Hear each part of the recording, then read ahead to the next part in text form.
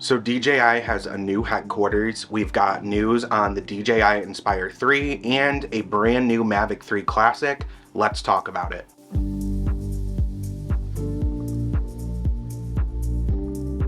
Hey guys, my name is Anthony and welcome to Ant's Drone, where I give you all types of tutorials and drone news. In today's video, we're going to be addressing these new updates surrounding DJI, starting with the new headquarters. DJI's new headquarters has officially opened, making up 2 connected towers. DJI is calling this the Sky City Innovation Lab. This is where you can expect all DJI future drones to be designed and created, and this is a pretty cool looking building. Moving on to the Inspire 3, we have some new photos of the Inspire 3 from out in the wild of it being tested. The first photo shows the Inspire 3 in the air. The second photo of the new DJI camera drone shows the aircraft on the ground. And the third photo shows the DJI RC Plus remote controller that will work with the Inspire 3. We also can see in one of the pictures an included FPV camera on top, which kind of looks similar to the DJI FPV. This camera will be used for 2 remote control operators, one being the person who's piloting the drone, which will use this FPV camera, and then the cinema camera, which will be used to get the cinematic shots. And we're finding out that it looks like the drone will not be introduced this year, and instead will be introduced next year at CES 2023.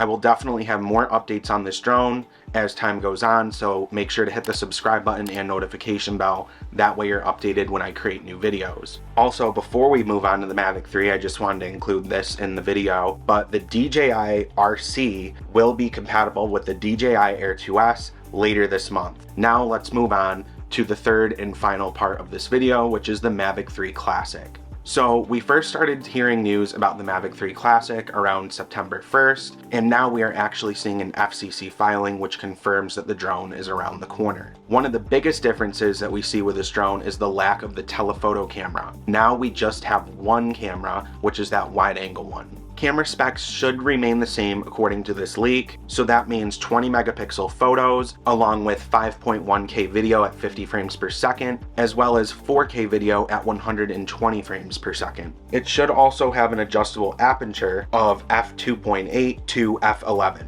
The price is not known yet, but we're expecting the price to be around the ballpark of the Mavic 2, which was $1,500 to $1,700 about, which is US dollars. Although I have seen some leaks that say that it could be as low as $1,300. It could be a more affordable drone, which still gives you the quality of the Mavic 3. It just doesn't have some of the extra features, which, to be honest, I feel like a lot of people would give up that telephoto lens for a cheaper price. For me personally, I use the telephoto lens for some of the shots I include in my videos, so I would not be happy to lose that, but I know there's a lot of people that don't use it at all and would gladly welcome this. But that's all I got for you guys today. If you have any thoughts, I'm curious to hear those in the comment section below, and if you enjoyed today's video, definitely make sure to give it a thumbs up so it ranks higher in the algorithm, and also hit that subscribe button and notification bell. That way you're notified when I create new videos here on the channel. But until next time, I'll see you guys in the next video.